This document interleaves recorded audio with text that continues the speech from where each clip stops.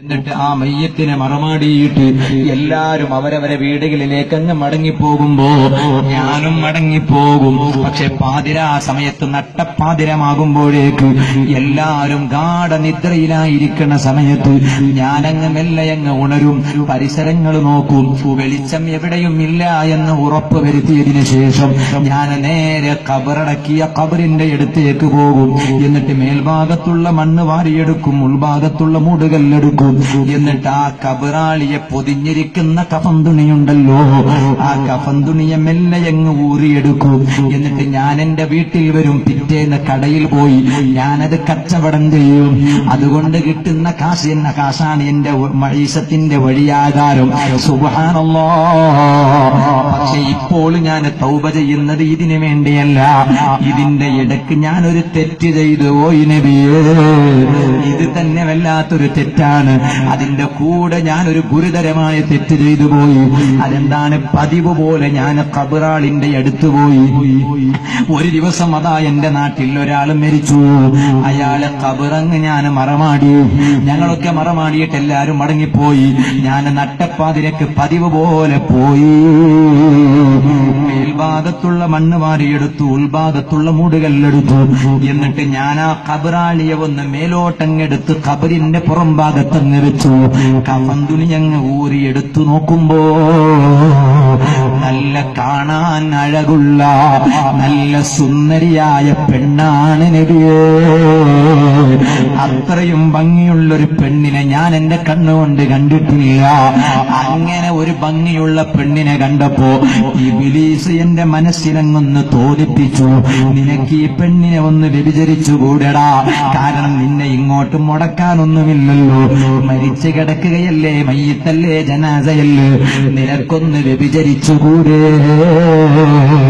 ഇബ്ലീസ് എന്റെ മനസ്സിലങ്ങ് സ്വാധീനമങ്ങ് ചെലുത്തിയപ്പോ ഞാനതാ പെണ്ണിനെ അങ്ങ് വ്യഭിചരിച്ചു പോയി. ജീവനുള്ള പെണ്ണല്ലല്ലോ, മരിച്ച പെണ്ണല്ലേ. ആ മയ്യത്തിനെ ഞാനങ്ങ് വ്യഭിചരിച്ചു പോയി. വ്യഭിചരിച്ചിട്ട് ഞാനങ്ങ് മടങ്ങി വരുമ്പോ നബിയേ ഒരു വിളിയാളം കേട്ടു, ഒരു ശബ്ദമങ്ങ് കേട്ടു. ഞാൻ മെല്ലെ അങ്ങ് പിന്നോട്ടങ്ങ് തിരിഞ്ഞു നോക്കി. നോക്കുമ്പോൾ ഞാൻ വ്യഭിചരിച്ച മയ്യത്താണ് എണീറ്റ് നിന്ന് എന്നോട് സംസാരിക്കുന്നത്. എടാ അമാ തഖ്ശല്ലാഹ ഫിയ്യ, എന്റെ വിഷയത്തിൽ നീ അല്ലാഹനെ പേടിക്കുന്നില്ലടാ. നീ ഒരു ജീവനുള്ള പെണ്ണിനെയല്ലല്ലടാ വ്യഭിചരിച്ചത്, മരിച്ചു കിടക്കുന്ന ഒരു മയ്യത്തിനെയല്ലടാ നീ വ്യഭിചരിച്ചത്. എന്നെ നീ നഗ്നളാക്കിയില്ലടാ, എന്നെ നീ ജനാപത്തുള്ള പെണ്ണാക്കിയില്ലടാ. ഞാൻ ഈ രൂപത്തിലല്ലടാ എന്റെ റബ്ബിനെ ഇനി കാണേണ്ടി വരുന്നത്, നിന്നെ അവിടെ വെച്ച് കാണാ. നബിയേ ഇതാണ് ഞാൻ ചെയ്ത തെറ്റ്, എനിക്ക് തൗബയുണ്ടോ? പൊന്നാര തങ്ങൾ പറഞ്ഞു നിനക്ക് തൗബയില്ല. പുറത്തേക്ക് അങ്ങൊരടിയങ്ങ് കൊടുത്തിട്ട് പറഞ്ഞു, എടാ നീ ദുഷ്ടൻ മാത്രമല്ല, നീ കാരുണ്യമില്ലാത്തവനാണെടാ. ഒരു മരിച്ച മയ്യത്തിനോട് പോലും കാരുണ്യം കാണിക്കാൻ അറിയാത്തവനാണെടാ നീ, നിനക്ക് തൗബയില്ല.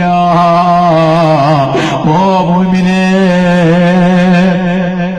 രണ്ട് കൈനീട്ടി സ്വീകരിക്കേണ്ട നേതാവ് തന്നെ മടക്കി അയച്ചാൽ പിന്നെ എങ്ങോട്ടാണ് നാം പോകുന്നത്? ആ ചെറുപ്പക്കാരന് ഒരു വഴിയുമില്ല. നേരെ അങ്ങ് കയറി ഒരു പർവ്വതത്തിലങ്ങ് കയറി. ആ പർവ്വതത്തിലങ്ങ് കയറിയിട്ട് 40 ദിവസം ചരിത്രത്തിൽ കാണാം. അബുല്ലൈസ് സമർക്കന്ദി തങ്ങൾ ഈ തംബീഹുൽ ഗാഫിലീൻ എന്ന കിതാബിൽ രേഖപ്പെടുത്തിയ സംഭവമാണ്, വെറുതെ എന്തെങ്കിലും പറയാനല്ല. 40 ദിവസം ഒരു പർവ്വതത്തിലങ്ങ് കയറിയിട്ട് കരഞ്ഞു കരഞ്ഞു കരഞ്ഞു കരഞ്ഞു ഇബാദത്തെടുത്തു, തൗബ ചെയ്തു, തൗബ ചെയ്തു. 40 ദിവസം കഴിഞ്ഞ് അന്ന് രാത്രി 41ാമത്തെ പകലാണ്. ഇന്ന് 41ാമത്തെ രാവാണ്. ഈ രാത്രിയിൽ വെച്ച് 2 കരങ്ങളും അങ്ങ് ഉയർത്തിയിട്ട് അല്ലാഹുവോടൊരൊറ്റ ദുആയാണ്, പടച്ച റബ്ബേ ഒരു മയ്യത്തിനെ വ്യഭിചരിച്ചതിന്റെ പേരിൽ പേരിൽ 40 ദിവസം ഞാൻ ഈ പർവ്വതത്തിൽ കയറിയിട്ട് തൗബ ചെയ്തതാണ്. 41ാമത്തെ പകലാണ് നാളെ ഉദിക്കാൻ പോകുന്നത്. ഇൻ ഖബിൽത തൗബതി, എന്റെ തൗബ നീ സ്വീകരിച്ചോ ഇല്ലേ എന്ന് എനിക്കറിയില്ല. നീ സ്വീകരിച്ചിട്ടുണ്ടെങ്കിൽ ഫഅലിമുഹു മുഹമ്മദൻ വസഹബാ, അതിനെ നബി സല്ലല്ലാഹു അലൈഹി വസല്ലമ തങ്ങൾക്ക് അറിയിക്കണോ. കാരണം എന്നെ അടിച്ച് പായിപ്പിച്ചതാണ് നബി തങ്ങൾ സല്ലല്ലാഹു അലൈഹി വസല്ലം.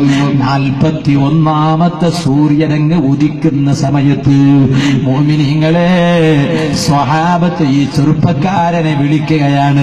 യദൂക റസൂലുള്ളാഹ്, പൊന്നാര തങ്ങള് നിന്നെ വിളിക്കുകയാണ്, വായോ. ഹബീബായ തങ്ങള് നിന്നെ വിളിക്കുകയാണ്, വായോ. ഹബീബായ തങ്ങള് നിന്നെ വിളിക്കുകയാണ്, വായോ. ആ ചെറുപ്പക്കാരനങ്ങ് പോവുകയാണ്. നിബിതങ്ങളങ്ങ് കെട്ടിപ്പിടിച്ചു കരഞ്ഞുപോയി. ഹബീബായ തങ്ങൾ ആ ചെറുപ്പക്കാരന്റെ മുഖത്തേക്കങ്ങ് ചുംബനം കൊടുത്തു. എന്നിട്ട് പറഞ്ഞു, മോനെ, ഇന്നല്ലാഹ ഗഫറ ലക, അല്ല നിനക്ക് പുറത്തു തന്നുപോയി. വഹി എനിക്ക് കിട്ടിയിട്ടുണ്ട് മോനെ. ആ ചെറുപ്പക്കാരന് വല്ലാത്ത സന്തോഷമായി. അവിടെ തന്നെ നിലത്തങ്ങ് വീണും മരിച്ചുപോയി. ഈ സദസ്സിലുള്ള മുഅ്മിനീങ്ങളോട് ചോദിക്കട്ടെ, ഇത്രയും വലിയ തെറ്റ് ചെയ്തവർ ഞങ്ങളുടെ കൂട്ടത്തിലുണ്ടോ? ചിലപ്പോൾ അന്യ പെണ്ണിന് ഫോണിൽ സംസാരിച്ചവരുണ്ടാകാം, മെസ്സേജ് ടൈപ്പ് ചെയ്തവരുണ്ടാകാം, ചിലപ്പോൾ ജീവിച്ചിരിപ്പുള്ള പെണ്ണിനെ തന്നെ വ്യഭിചരിച്ചവരുണ്ടാകാം. ചോദിക്കട്ടെ, മയ്യത്തിനെ വ്യഭിചരിച്ചവരുണ്ടോ? ഇത്രയും വലിയ തെറ്റ് ചെയ്ത ഒരാൾക്ക് 40 ദിവസം അനമുറിയാതെ തൗബ ചെയ്തതുകൊണ്ട് അല്ല പാപമങ്ങ് പൊറുത്തു കൊടുത്തുവെങ്കിലും പിന്നെ ഞങ്ങളുടെ പാപം പൊറുത്തു തരാൻ അല്ലാഹ്ക്കൊരു പ്രയാസമുണ്ടോ? അതുകൊണ്ട് സർവ്വ തെറ്റുകളിൽ നിന്ന് അല്ലാഹുവിലേക്കങ്ങ് തൗബ ചെയ്ത് മടങ്ങി വിശുദ്ധ റമളാൻ മാസത്തെ നന്നായി സ്വാഗതം ചെയ്ത് കഴിവിന്റെ പരമാവധി സൽക്കർമ്മങ്ങൾ ചെയ്ത് ഈമാനോടെ ജീവിച്ച് ഈമാനോടെ മരിക്കാൻ എല്ലാവരും തയ്യാറാകണമെന്ന് മാത്രം ഈ സമയത്ത് ഓർമ്മപ്പെടുത്തി ഞാൻ എന്റെ സംസാരമങ്ങ് നിർത്തുന്നു. അർഹമുർ റഹീമീനായ റബ്ബേ.